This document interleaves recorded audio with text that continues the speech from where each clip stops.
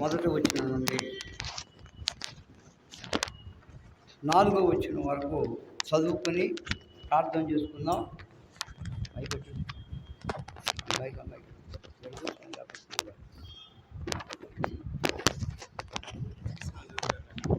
చేసినాడు కాదు తెల్లగా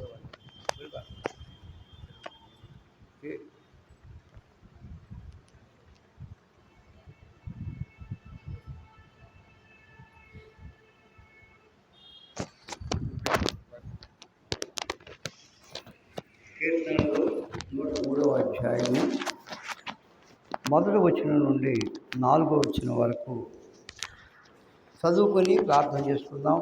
దయచేసి చదువు.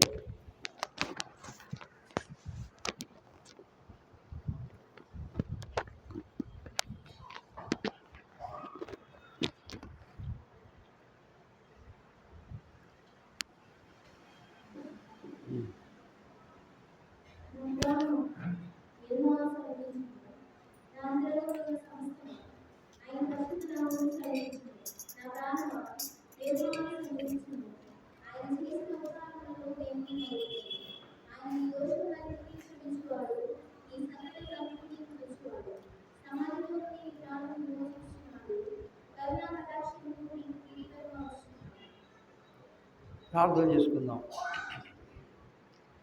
ప్రేమ స్వరూపీయుడు మా ప్రభువ, జీవం కలిగిన మా తండ్రి, మీ మహాప్రేమను బట్టి, మీ దయను బట్టి ప్రభువ, ఈ 2025 సంవత్సరం మార్చి నెల 2వ ఆదివారం మమ్మల్ని ప్రేమించి మా జీవితంలో మరొకసారి మిమ్మల్ని ఆరాధించుటకో, మిమ్మల్ని స్తుతించుటకో, కొనియాడుటకో మీరు మాకిచ్చినటువంటి మంచి సమయాన్ని బట్టి వందనాలు, స్తోత్రాలు ప్రభువ. లోకంలో ఎందరో ఈ దినాన్ని చూడలేక గతించిపోయారు ప్రభువ. మేము బ్రతుకున్నామంటే అది కేవలం మీ యొక్క ప్రేమ మాత్రమే. అయ్యా, మేము ఈ లోకంలో బ్రతికినంతకాలం మిమ్మల్ని స్తుతిస్తూ, మిమ్మల్ని ఆరాధిస్తూ, మిమ్మల్ని కొనియాడుతూ, నీకు మహిమ తెచ్చే, నీ బిడ్డలంగా జీవించే ధన్యతను మాకు దయచేయండి ప్రభువ. ఈ సమయంలో నీ పాద సన్నిధికి వచ్చినటువంటి బిడ్డలను బట్టి వందనాలు, స్తోత్రాలు ప్రభువ. ఇంకా రావాల్సినటువంటి పిల్లల్లో త్వరగా రావడానికి సహాయం చేయండి. చదవబడిన వాక్య భాగమును మీరు దీవించండి. మాట్లాడు చేతగాని వాడిన ప్రభువ, ఎన్నిక లేని వాడిను మీరే మరుగుపరుచుకొని మీ యొక్క ఆత్మ ద్వారా మీరు మాతో మాట్లాడి మీ ఘనమైన నామానికి మహిమ తెచ్చుకోమని మా ప్రభువైన యేసుక్రీస్తు నామమున స్తుతించి ప్రార్థించి వేడుకుంటున్నాము తండ్రి, ఆమేన్. మనం చదువుకున్నటువంటి వాక్య భాగము కీర్తనలు 103వ అధ్యాయము మొదటి 4 వచనాలు మనం చదువుకున్నాం. చూడండి, దావీదు జీవితంలో దావీదు ఒక దేశానికి రాజు దావీదు. అయితే దావీదు ఇక్కడ అంటున్నాడు, నా ప్రాణమా యెహోవాను సన్నిధించుము, నా అంతరంగమునున్న సమస్తమా ఆయన పరిశుద్ధ నామమును సన్నిధించుము. ఎవరు రాజు కదా, ఎవరు రాజు ప్రార్థన రాకపోతే ఎవరు అడుగుతారు? నువ్వు నేను ప్రార్థన రాకపోతే మనం అడుక్కుంటాం, అయ్యా ఎందుకు రాలేదు, నువ్వు ఎందుకు రాలేదని. ఒకవేళ రాజు దేవుణ్ణి ఆరాధించకపోతే అడిగే దమ్ము ఎవరికి ఉండదు, నువ్వెందుకు దేవుణ్ణి ఆరాధించమని. మనమైతే మాట్లాడుకోవచ్చు, మా మనుషులు మనకి ఎటువంటి ఆధిక్యతలు లేవు, మనం కేవలం మనం దీనులుగా మనం ఈ లోకంలో జీవించాలి. కానీ దావీదు అంటున్నాడు, నా ప్రాణమా యెహోవాను సన్నిధించు. ప్రాణంతో చెప్పుకుంటున్నాడు, నా ప్రాణమా యెహోవాను సన్నిధించు, నా అంతరంగమున సమస్తమా ఆయన పరిశుద్ధ నామమును. ఎందుకు మన జీవితాల్లో ప్రభువుని ఆరాధించాలంటే ఆయన నామము పరిశుద్ధమైనది. ఆయన నామం ఎటువంటి నామం? పరిశుద్ధమైనది. చూడండి, ఆ నామమునకు మించిన నామము ప్రపంచంలో ఏది లేదు. మనం ఆరాధించే మన ప్రభు అయిన యేసుక్రీస్తు వారు ఆయన పరిశుద్ధుడు. ఆయన పరిశుద్ధుడు కాబట్టి ఆయన నామం పరిశుద్ధమైనది. మనం పాపులంగా ఈ లోకంలో నశించిపోయినప్పుడు మనం పరిశుద్ధులుగా చేయడానికి ఆ ప్రేమ కలిగిన ప్రభువు నీ కొరకు నా కొరకు ఆ కల్వరి శిలువలో తన ప్రాణాన్ని బలిగా అర్పించి ఆ రక్తము చేత మనం విమోచించి తన ప్రజగా తన సొత్తుగా మనం చేసుకున్నాడు. మనం ఆరాధించే దేవుడు పరిశుద్ధుడు, మనం కూడా ఏమై ఉన్నాం? పరిశుద్ధులమై ఉన్నాం. చదవండి ఆ మాట. మొదటి కొరింథీయులకు రాసిన పత్రిక, పేతురు రాసినటువంటి మొదటి పత్రిక, కొరింథీ కాదు, పేతురు రాసిన మొదటి పత్రిక, మొదటి అధ్యాయం. మనం ఆరాధించే దేవుడు పరిశుద్ధుడు, మనల్ని కూడా ఆయన పరిశుద్ధులుగా తీర్చాడు. మన పాపాలన్నీ ఆయన క్షమించాడు. మనం ఎవరమే? పరిశుద్ధులం. మనం ఆరాధించే దేవుడు ఎవరు? పరిశుద్ధుడు. చదవండి 16వ వచనం. పేతురు రాసిన మొదటి పత్రిక మొదటి అధ్యాయం 16వ వచనం. మైక్లో చదువు.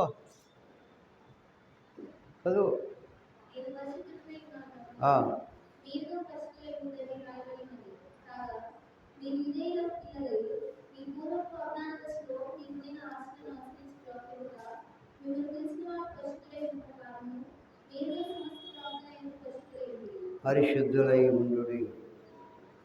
మనం ఎవరిమి? మనం పాపులమే, మనం భక్తిహీనులు, మనం పనికిమాలిన వారం. బైబిల్లో ఉంది ఆ మాట.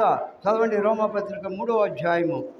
ఈనాడు కొంతమంది అనుకుంటున్నారు నన్ను గురించి, ఏంది బైబిల్లో లేని మాటలు చెబుతున్నారు అనుకుంటున్నాడు.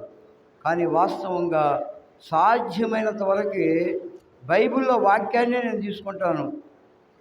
పెట్టకథలో కట్టుకథలు నాకు చెప్పే అలవాటు లేదు, మొదటి నుంచి లేదు నాకు అలవాటు. చదవండి రోమాపత్రిక 3వ అధ్యాయము. మనం ఎవరమంటే పనికి మాలిన వారము. చూడండి రోమాపత్రిక 3వ అధ్యాయము చదవండి 12వ వచనం. అందరూ త్రోవ తప్పి ఏకముగా పనికి మాలిన వారైరి, మేలు చేయవాడు లేడు, ఒక్కడైనా లేడు. మనం ఎవరమే? మనం పనికి మాలినవాడు. కోపం వచ్చినప్పుడు ఒక్కొక్కళ్ళు ఏమంటారు? రే పనికి మాలినవాడా, పనికి మాలిన దాని అంటారు. అవును, వాస్తవమే. ఎందుకంటే బైబిల్ చదివిస్తుంది ఈ మాట. ఒకప్పుడు యేసు ప్రభువుని నమ్ముకోకముందు మనం పనికి మాలినవాళ్ళమే, పాపులమే, భక్తిహీనులమే, దేవునికి దూరస్తులమే. మనం దేవునికి శత్రువులు, దేవునికి శత్రువులు మనం. అలాంటి స్థితిలో ఉండే మనలను ప్రభువు ప్రేమించి తన పరిశుద్ధమైన రక్తాన్ని ఆ కల్వరి శిలువలో చిందించి ఆ రక్తము చేత మనల్ని ఏం చేశాడు? విమోచించాడు. ఇప్పుడు మనం ఏమై ఉన్నాం? ఒకప్పుడు మనం పాపులమే, ఒకప్పుడు పనికిమాలిన వాళ్ళమే, కానీ ఇప్పుడు మనం ఏమై ఉన్నాం? పరిశుద్ధులమై ఉన్నాము. ఇక్కడ కూర్చోండి. పరిశుద్ధులం మనం పరిశుద్ధులమే. అందుకని మనం పరిశుద్ధులంగా ప్రభువుని మనం ఆరాధించాలి. మనం ఆరాధించే దేవుడు పరిశుద్ధుడు. మనల్ని కూడా తన రక్తము చేత పరిశుద్ధులుగా తీర్చాడు. చూడండి, ఆయన ప్రేమ ఎంత గొప్పదో. కేవలం మాట చేత ఆయన మనల్ని పరిశుద్ధులుగా చేయలేదు. మనల్ని పరిశుద్ధులుగా చేయడానికి ఆ కలవరి శిలువలో తన అమూల్యమైన రక్తాన్ని మన కొరకు చిందించాడు. ఈ లోకంలో ఎవరైనా మన కోసం ప్రాణం పెట్టేవాళ్ళు ఉండారా? చెప్పండి. ప్రాణం పెట్టేవాళ్ళు ఎవరైనా ఉండారా? రక్తం చిందించేవాళ్ళు ఉండారా? నీ కడుపును పుట్టిన బిడ్డలు చిందిస్తారు. నీ భర్త, నీ భార్య, నీ పిల్లలు, నీ బంధువులు ఎవరు కూడా నీ కోసం రక్తం చిందించేవాళ్ళు లేరు. అవసరమైతే 10 రూపాయలు కూడా ఇచ్చేవాళ్ళు లేరు. తెలుసా మీకు? జేబులో డబ్బులు పెట్టుకొని లేవనేవాళ్ళు ఉన్నారు. కానీ మన ప్రభు మన అందరి కొరకు తన అమూల్యమైన రక్తాన్ని ఆ కలవరి శిలువలో ఏం చేశాడు? మన కొరకు చిందించాడు. మనం దేవుని పిల్లలో మనం అయ్యాం. ఊరికినే కాదు, తన రక్తము చిందించి ఆ రక్తము చేత మనం విమోచించి తన ప్రజగా చేసుకున్నాడు. చదవండి, ఆ మాట మీకు చెబుతాను. మొదటి పేతురు రాసిన పత్రిక 2వ అధ్యాయము తీసిన వారు చదవండి. మొదటి పేతురు 2వ అధ్యాయము 9వ వచనం. స్పీడ్గా ఉండాలి. అయితే మీరు చీకటిలో నుండి ఆశ్చర్యకరమైన తన వెలుగులోనికి నిమ్ముని పిలిచిన వాని గుణాతిశయములను ప్రచురము చేయ నిమిత్తము ఏర్పరచబడిన వంశమును, రాజులైన యాజక సమూహమును, పరిశుద్ధ జనమును, దేవుని సొత్తైన ప్రజలనై ఉన్నారు. మనం ఎవరి సొత్తు? మనం ఎవరి సొత్తు? మనం దేవుని సొత్తు. మనం ఊరకనే కాదు, దేవుని సొత్తు. ఆయన రక్తం ఇచ్చి మనల్ని కొన్నాడు. ఎవరైనా రక్తం ఇస్తారు? ఒకసారి మీరు ఆలోచన చేయండి. రక్తం ఎవరు కారణం ఏంటి? ఆ రక్తమే ప్రాణం. ఎవరికైనా యాక్సిడెంట్ అయితే రక్తం పోయినప్పుడు ఏం చేస్తారు? అయ్యా ఫలానా బ్లడ్ కావాలి, ఏ గ్రూపు, బి గ్రూప్ అంటారు. ఆ రక్తం సమయానికి దొరికితే ఆ మనుషుడు బ్రతుకుతాడు, లేకపోతే చనిపోతాడు. అందుకని బ్లడ్ బ్యాంకులు ఉంటా ఉంటాయి, గుంటూరులో ఉంటాయి. ఏ రక్తం, ఏ బి, ఇంకా నాకు తెలియదు, ఉండే కొన్ని గ్రూపులు రక్తం ఉంది. ఏ రక్తం సంబంధించిన గ్రూపు ఆ రక్తం ఇస్తేనే వాడు బ్రతుకుతాడు, లేకపోతే ఇంతే సంగతులు. అయితే యేసయ్య, అమ్మాయి నువ్వు అక్కడ కూర్చోమ్మ, కాళ్ళు ఆరదప్పుకోకూడదు, అక్కడ కూర్చో నువ్వు. చూడండి, ఈ లోకంలో మన జీవితాల్లో ఆయన పరిశుద్ధమైన రక్తాన్ని మన కొరకు చిందించాడు. ప్రాణం పెట్టాడమ్మా, ప్రాణం ఇచ్చాడు. ప్రాణం ఇచ్చేవాళ్ళు ఎవరు ఉన్నారు మన కోసం? చెప్పండి. ప్రాణం ఇచ్చేవాళ్ళు ఎవరు లేరు. ప్రాణం ఇస్తారా? యేసు ప్రభు నీ కొరకు, నా కొరకు ఇప్పుడు ఎక్కడుండి ఈ మాటలు వింటున్నావో నీ కోసం కూడా ఆయన ప్రాణం ఇచ్చాడు. 10 మంది అనుకుంటున్నారు ప్రార్థనకు పోయే వాళ్ళకి ఆ వాక్యం, ఇంటికాడ కూర్చున్న వాళ్ళకి, రోడ్డు నెంబర్ ఉన్న వాళ్ళకి వాక్యం అనుకోవాకండి. అందరికీ వాక్యం చెబుతున్నా నాకు, వింటున్నా నీకు, నువ్వెక్కడున్నా, నువ్వు నమ్మినా నమ్మకపోయినా ఈ వాక్యం నీకు కూడా వర్తిస్తుంది. అది మాత్రం మర్చిపోవాక. యేసు ప్రభు అంటే వాళ్ళ దేవుడు, మా దేవుడు కాదు అనుకోవాకండి. 10 మంది అంటారు, అయ్యా మా దేవుడు ఉన్నాడు కదా, ఇంకెందుకు మీ దేవుడు అనేవాళ్ళు ఉన్నారు లోకంలో. మీకు తెలియదులే. నాకు అప్పుడప్పుడు కొంతమంది ఎదురవుతూ ఉంటారు, అయ్యా మా దేవుడు మాకు గొప్ప, మీ దేవుడు నీకు గొప్ప. నేను అన్నాను, కాదయ్యా, అందరికీ దేవుడు ఒక్కడే. అందరికీ దేవుడు ఎంతమంది ఉంటారు? దేవుడు ఒక్కడే. కులానికి ఒక దేవుడు లేడు, మతానికి ఒక దేవుడు లేడు, దేశానికి ఒక దేవుడు లేడు. ఒకే దేవుడు. ఆ ఒకే దేవుడే మన ప్రభు అయిన యేసుక్రీస్తు వారు. చదవండి, మొదటి తిమోతి 2:5 వచనం. మొదటి తిమోతి పత్రిక 2వ అధ్యాయం 5వ వచనం చదవండి. దేవుడు ఒక్కడే, దేవునికి నీ నరులకు మధ్యవర్తి ఒక్కడే, ఆయనే క్రీస్తు యేసును నరుడు. ఏమనుకుంటున్నారు? యేసు ప్రభు అంటే తెల్లవాళ్ళ దేవుడు, యేసు ప్రభు అంటే తక్కువ పరిస్థితుల దేవుడు అనుకుంటున్నారు. కానీ కాదు, యేసుక్రీస్తు అందరికీ దేవుడు, యేసుక్రీస్తు అందరికీ ప్రభు. ఆలోచన చేయండి. యేసు ప్రభుల గురించి ఎవరు కూడా తేలిగ్గా ఆలోచన చేయొద్దు, తక్కువగా అంచనా వేయొద్దు. ఆయన ఎంత గొప్ప దేవుడు అంటే నీ కొరకు, నా కొరకు పరలోకాన్ని విడిచిపెట్టి ఈ భూమి మీదకి మానవుడిగా వచ్చాడు. ఇలాంటి దేవుడు ఎవరైనా ఉన్నారా? ఎక్కడైనా విన్నారా ఈ దేవుడి గురించి? పరిశుద్ధతను బట్టి ఆయన మహనీయుడు. వేల్పుల్లో ఆయన వంటి వాడు ఎవడో అని నిర్గమాకాండం 15వ అధ్యాయంలో ఉంది ఈ మాట. ఏమనుకుంటున్నారు? వేల్పులలో నీ వంటి వాడు ఎవడో అంటున్నాడు. వేల్పులు అంటే ఏంది అర్థం తెలుసా? దేవుళ్ళు అని అర్థం. ఎందుకంటే మన ప్రపంచంలో ఎంతోమంది దేవుళ్ళు దేవుళ్ళు దేవుళ్ళు ఏది పడితే దేవుడు. పొట్ట ఒక దేవుడు, చెట్టు ఒక దేవుడు, రాయి ఒక దేవుడు, రప్ప ఒక దేవుడు. తెలియదులే, వాడు తెలియక ఆరాధన చేస్తున్నారు. అపోస్తలుడైన పౌలు ఏథెన్స్ పట్టణానికి వెళ్ళినప్పుడు ఒక రాయి మీద తెలియబడని దేవుడు అని వ్రాయబడి ఉంది. తెలియబడని దేవుడు అని ఉంది. ఆ మొక్క మాట ఆధారం చేసుకుని అపోస్తలుడైన పౌలు వాడికి సువార్త చెబుతాడు. తెలియబడని దేవుడు ఎవరు? ప్రభు అయిన యేసుక్రీస్తు వారు. ఒకప్పుడు మనం కూడా ఆ దేవుడు ఎవరో తెలియకుండా మనం బ్రతికాం. ఆ దేవుని ఎరగనటువంటి వారు మన జీవితాల్లో నేను నీవు ఎవరైనా సరే.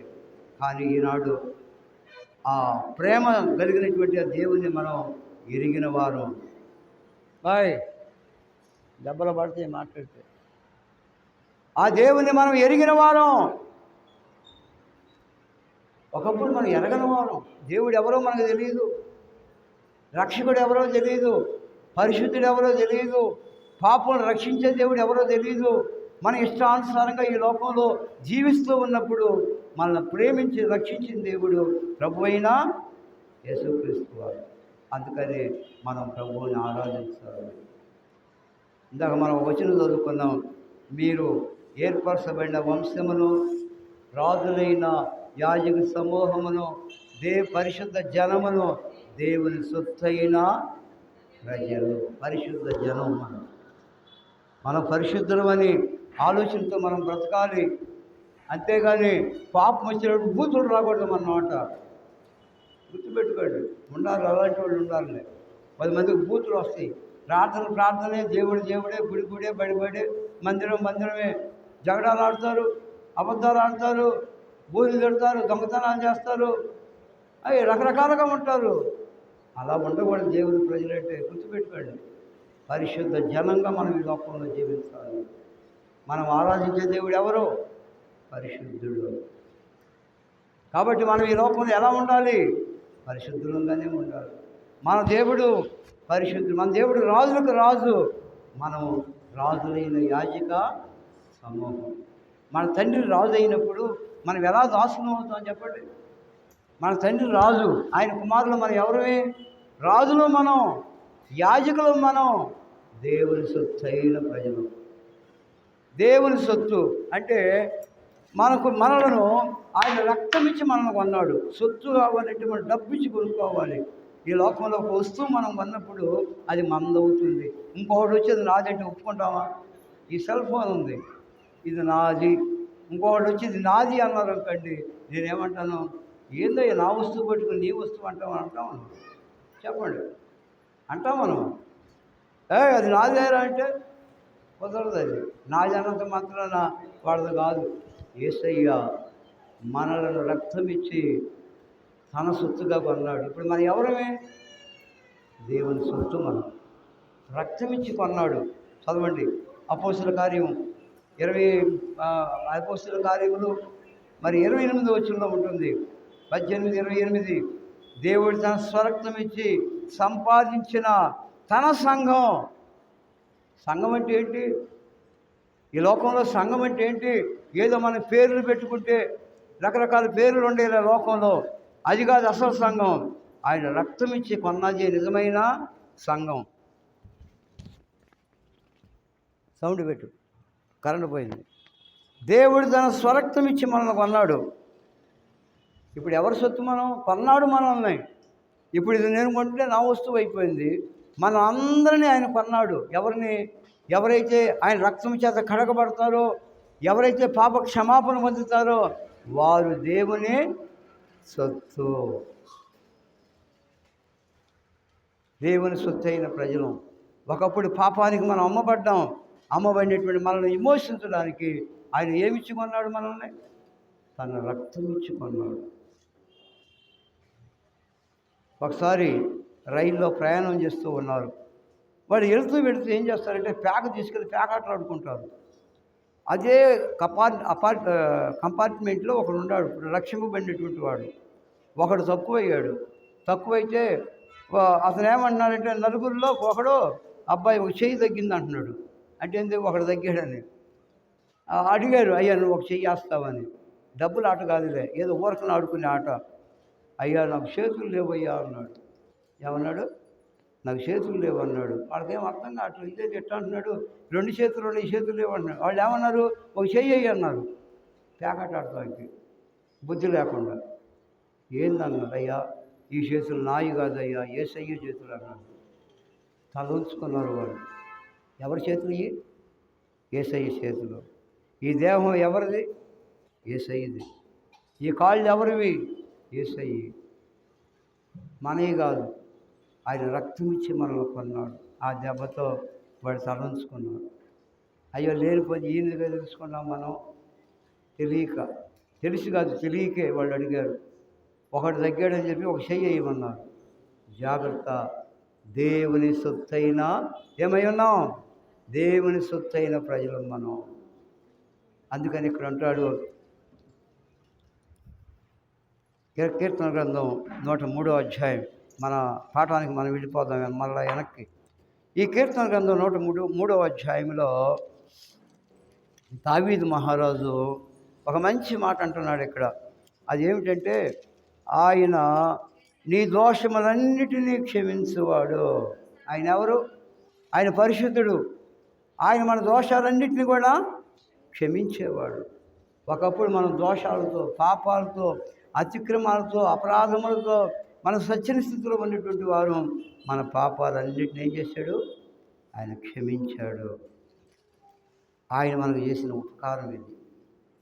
దేవుడు ఎన్నడూ ఎవరికి అపకారం చేసేవాడు కాదు.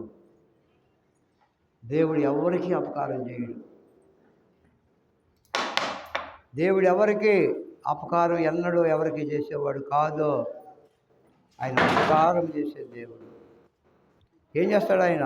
ఉపకారం. ఆయన చేసిన ఉపకారముల్లో దేనిని మరొకము.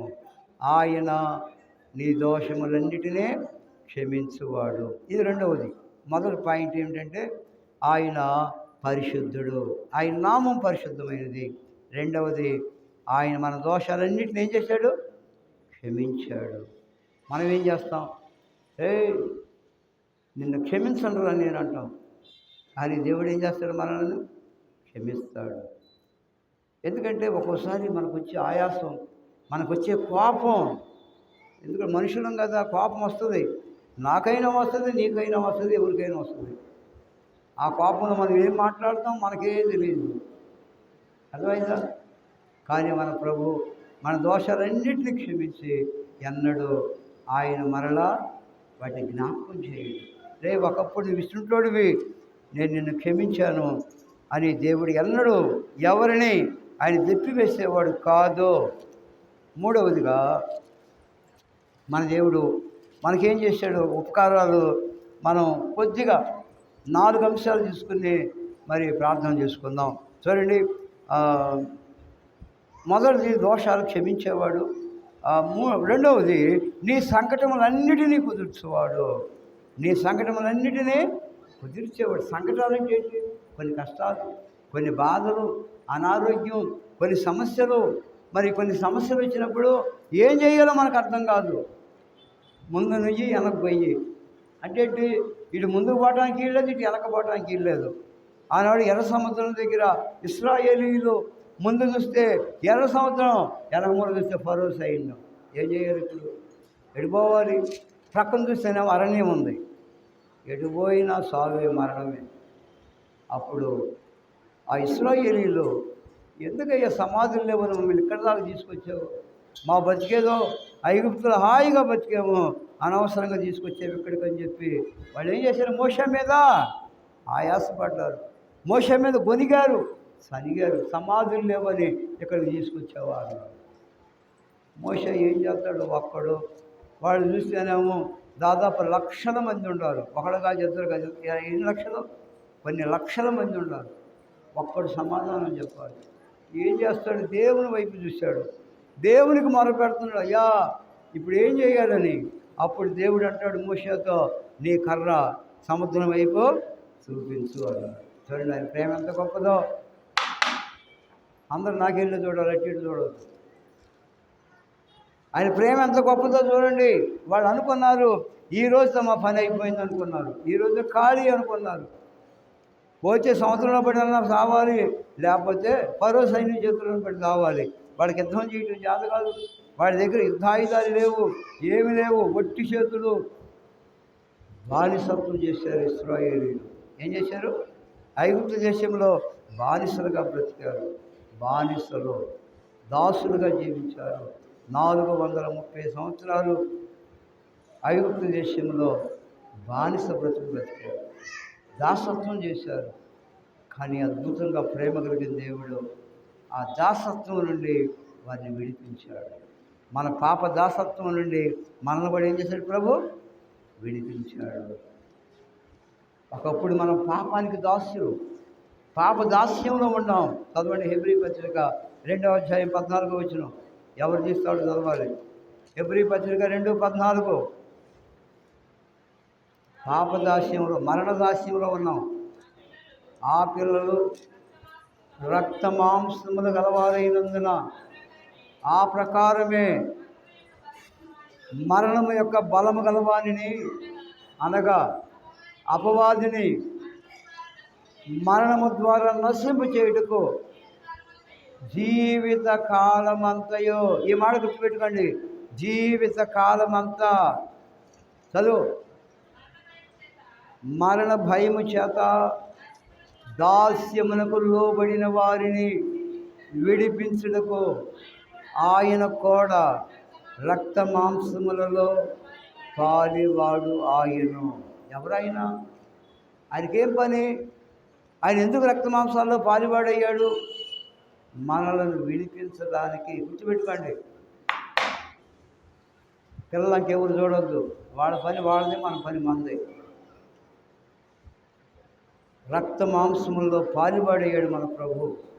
జీవిత కాలమంతా మరణ భయం అనే దాస్యానికి మనం లోబడ్డాం. ఏ భయం అది? మరణ భయం. ఇప్పుడు కూడా ఉంది చాలామందికి, అయ్యో నేను చచ్చిపోతే ఏమవుతానని, అదే భయం. తెలుసా మీకు? మరణ భయం. మరి ముఖ్యంగా ప్రార్థన రానివాడికి మరీ పట్టుకుంటుంది ఆ భయం. నేను చస్తే ఎక్కడికి పోతాను? నరకానికి పోతానా? నరకానికే పోయేది, ఇంకేం డౌట్ లేదు. యేసు ప్రభువుని నమ్మని వాడు నరకానికి పోతాడంటే, ఎవడైనా సరే భూమి మీద. యేసు ప్రభువుని నమ్మి మారు మనసు పొంది పరిశుద్ధులుగా ఎవరైతే ఈ భూమి మీద బ్రతుకుతారో వాళ్ళే పరలోకానికి వెళ్ళేది. మేము నమ్ముకున్నామని చెప్పి పిచ్చి పిచ్చి వేషాలు వేస్తూ, పిచ్చి పిచ్చిగా మాట్లాడుతూ, ఇష్టానుసారంగా ఈ లోకంలో ఏ మనుషుడైతే బ్రతుకుతాడో వాడు కూడా నరకానికి వెళ్ళిపోతాడు. పరిశుద్ధులకే పరలోకంలో స్థానం, పాపులకి లేదు దేవుని రాజ్యంలో. కారణం ఏంటి? మనం ఆరాధించే దేవుడు ఎవరు? పరిశుద్ధుడు.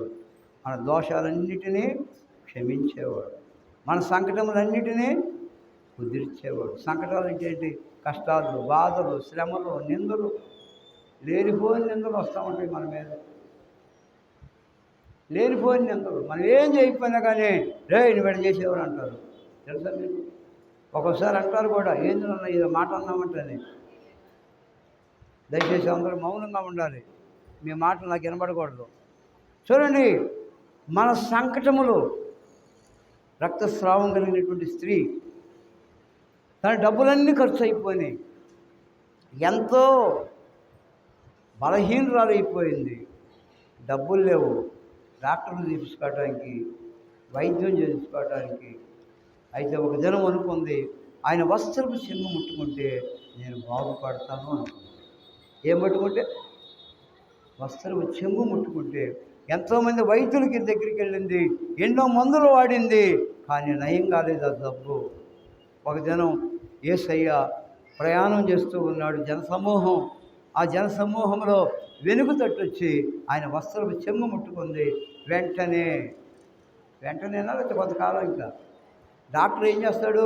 నువ్వు ఈ మందులు ఆడితే కొంతకాలానికి నీ రోగం తగ్గిద్ది అంటాడు. కానీ యేసయ్య వస్త్రపు చెంగు ముట్టుకుంటే వెంటనే అప్పటికి ఎన్ని సంవత్సరాల నుంచి బాధపడుతుందో తెలుసా? ఎన్ని సంవత్సరాల నుంచి? ఎన్ని సంవత్సరాలకు చెప్పండి? ఎన్ని సంవత్సరాల నుంచి బాధపడుతుంది ఆ రోగంతో? చెప్పు. నేను మాట్లాడేది 12 సంవత్సరాల నుంచి బాధపడుతుంది. తెలుసా? ఎన్ని సంవత్సరాలు? 12 సంవత్సరాల నుంచి బాధపడుతుంది. తనలో రక్తం అంతా పోతుంది, బలహీనులు అయిపోయింది. మరి అన్నదమ్ములు ఉన్నారు, తల్లిదండ్రులు ఉన్నారు, బంధువులు ఉన్నారు, ఎవరున్నారు ఆ వివరాలు అక్కడ లేవు. కానీ ఆయన వస్త్రపు చెంగుముట్టగానే 12 సంవత్సరాల నుంచి పడే బాధ ఒక క్షణంలో బాగుంటుంది. నిజముగా మన జీవితాల్లో ఎన్నో సంవత్సరాల నుండి పాపం అనే దాస్యములో మ్రగ్గిపోయినటువంటి మనలను యేసయ్య తన రక్తము చేత మనల్ని విడిపించాడు. మరణ భయం అనే దాస్యము నుండి, పాపం అనే దాస్యము నుండి, శాపం అనే దాస్యము నుండి ప్రభు మనల్ని ఏం చేశాడు? విడిపించాడు, రక్షించాడు. 4వదిగా చివరి మాట, సమాధిలో నుండి నీ ప్రాణమును విమోచిస్తున్నాడు. అయిపోయింది, వర్తమానం అయిపోయింది. ఈ ఒక్క మాట నీకు జ్ఞాపకం చేస్తాను. ఎక్కడి నుండి మనం విమోచించాడు? సమాధిలో నుండి. సమాధి అంటే అర్థం ఏంటి? సమాధి దేనికి గుర్తుగా ఉంటుంది? సమాధి అంటే మరణం. చనిపోయిన వాళ్ళు ఎక్కడ పెడతారు? సమాధిలో పెడతారు. ఈరోజు నాకు 9 రోజులు అయ్యేది సమాధిలో పెట్టి. తెలుసా మీకు? మీకు తెలియని సంగతి నేను చెబుతున్నా. నా జీవితంలో దేవుడు చేసిన అద్భుతం. 1వ తారీఖు నేను బండి మీద వెళ్తూ నిద్రపోయా, 2 వీలర్ మీద. అది అక్కడే ఉంది ఆ బండి. నేను నిద్రపోయా, నాకు తెలియదు. నిద్రపోయి అట్టాగే ఉంది, చేతులు బండి పోతుంది, బస్సులు వస్తాయి, లారీలు వస్తాయి. కానీ నేను ఆరాధించే దేవుడు, నేను నమ్మినటువంటి దేవుడు జీవం గల దేవుడు. అట్లాగే వెళ్ళి ఒక రోడ్డు అమ్మటి ఉండే స్తంభానికి వెళ్ళి బండి గుద్దుకుంది, మట్గారు గుద్దుకుంది. ఇప్పుడు కూడా బండి వచ్చింది చూడండి. మన దేవుడు సమాధిలో నుండి మన ప్రాణాన్ని ఏం చేస్తాడు? విమోచిస్తాడు. ఈరోజు 9 రోజులు అయిపోయింది. ఎవరికి తెలియదు ఈ విషయం. అది ఎందుకు పోయింది, అది ఎందుకు పోయింది అని అడుగుతుంది మా మనవరాలు జెస్సికా. రోషం కలిగింది జెస్సికా. నేను చెప్పట్లా, ఏమై నీకెందుకు ఊరుకుంటున్నాను, నేను ఊరు కాదు, నాకేదో చెప్పు అంటుంది. ఇప్పుడు అందరి సమక్షంలో చెబుతున్నా, సమాధిలో నుండి నా ప్రాణం చేసే దేవుడు విమోచించాడు. ఈరోజు 9 రోజులు అయ్యాడు. మన దేవుడు ఎంత గొప్ప దేవుడు అంటే మరణంలో నుండి విమోచించేవాడు. ప్రపంచంలో 2 వీలర్ మీద నిద్రపోయినాడు బతకడు. ఆశలు ఎదురుకాటమే. ఏ లారీయో బస్సో గుద్దితే నేను ఏమైపోయేవాడిని? ఆలోచించారా? నిద్రపోయే బండి మీద. ఒకడు అంటున్నాడు, నేను అదృష్టవంతుడు అన్నాడు. కాదు, నేను ఆరాధించే దేవుడు, నేను నమ్మిన దేవుడు యేసు ప్రభు, ఆయన గొప్పవాడు, నా ప్రాణం కాపాడాడంటే స్టన్ అయిపోయాడు ఆ మనిషి. అవును, మన ప్రాణాన్ని కాపాడేవాడు మన ప్రభు. గుర్తుపెట్టుకోండి, సమాధిలో నుండి నీ ప్రాణమును మోసిస్తాడు. అనేక ప్రమాదాలు. సరిగ్గా 25 సంవత్సరాల క్రితం ఇదిగో మా అబ్బాయి 2వ వాడు, చిన్నవాడు, చాలా చిన్నవాడు, కరెంటు షాక్ కొట్టేసింది. పిల్లలందరూ చిన్నవాళ్ళే. వాస్తవంగా ఆ రోజు చనిపోవలసిన వాడిని చేతిలో గుచ్చుకుంది ఆ తీగ. నేను కేకలేస్తున్నాను. ఆ రాజు, శైలస్ రాజు గారి అబ్బాయి, నా 2వ కుమారుడు, వెంటనే స్విచ్ ఆఫ్ చేశాడు. వెంటనే అందులో గుచ్చుకొని కరెంటు తీగలు అట్లా పీకేశారు. ఆ రోజే చనిపోవాల్సిన వాడిని. కానీ యేసయ్యతో, నాతో యేసయ్యకి పని ఉంది. ఇంకా ఈ భూమి మీద నేను చేయవలసిన పని ఇంకెంత ఉందో నాకు తెలియదు. కానీ యేసయ్య నన్ను కాపాడినందుకోసమే. ప్రతి మనిషిని యొక్క జన్మకి ఒక కారణం ఉంటుంది. మనం ఊరికినే ఈ లోకంలో జన్మించలేదు. ఆయన ఊరికినే మనల్ని పుట్టించలేదు. మన పట్ల దేవుని ప్రేమ, దేవుని యొక్క ప్లాన్ ఉంది, ప్రణాళిక ఉంది. ఆ రోజు పోవలసినటువంటి వాడిని, మన 1వ తారీఖు పోవలసినటువంటి వాడిని, ఎక్కడికైనా నువ్వు పోయేది నీతో పని ఉందని చెప్పి దేవుడు నన్ను ఏం చేశాడు? నన్ను కాపాడాడు. మిమ్మల్ని కూడా కాపాడుతున్నాడు కదా. నన్నే కాదు, మిమ్మల్ని కూడా కాపాడుతున్నాడు. ఏదైనా ఆరోగ్యం వచ్చినప్పుడు, బాధ వచ్చినప్పుడు, జ్వరం వచ్చినప్పుడు, కరోనా వచ్చినప్పుడు, ఏదో వచ్చినప్పుడు దేవుడు ఏం చేశాడు? కాపాడాడు.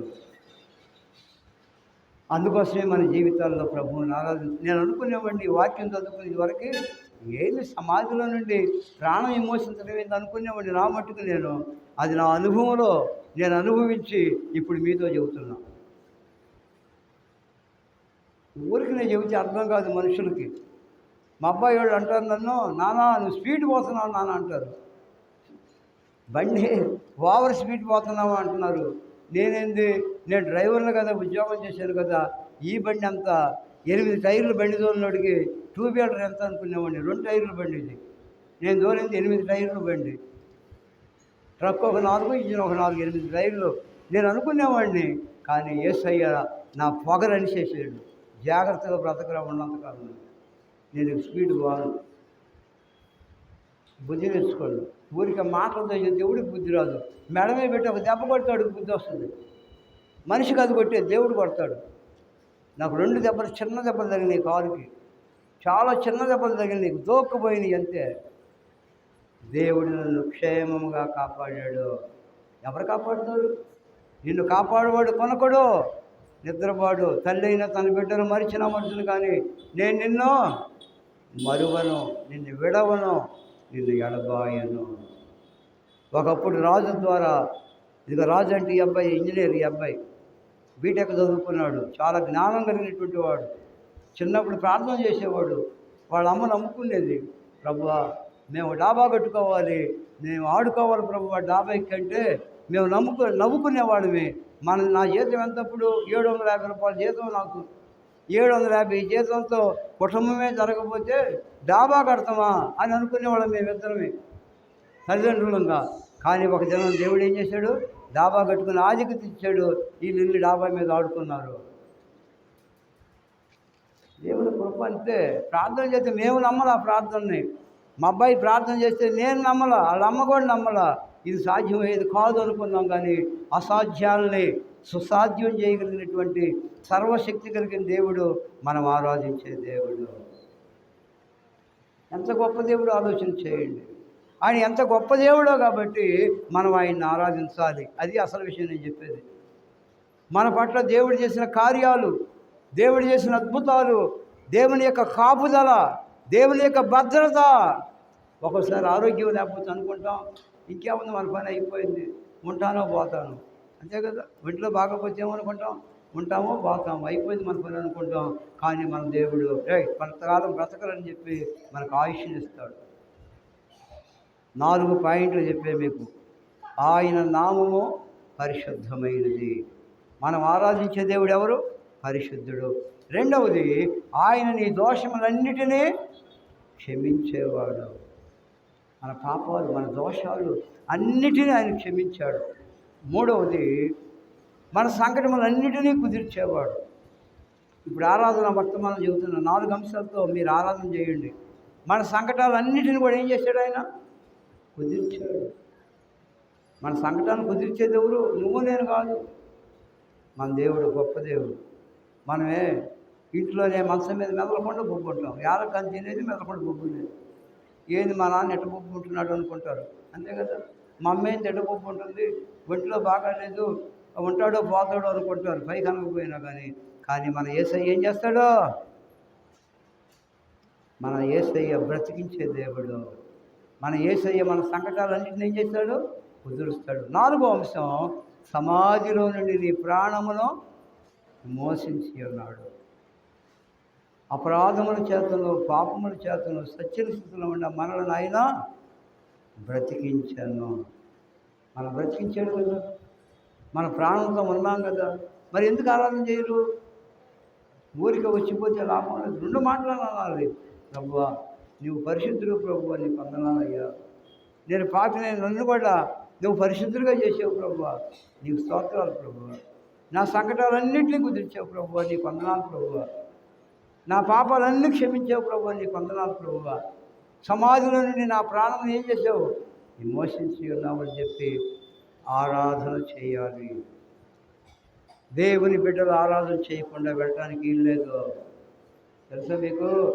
ఎక్కడైనా మనం ఫంక్షన్కి వెళ్ళినప్పుడు అన్నం తినకుండా మనం బాము, ఆలస్యమైన ఏం చేస్తాం?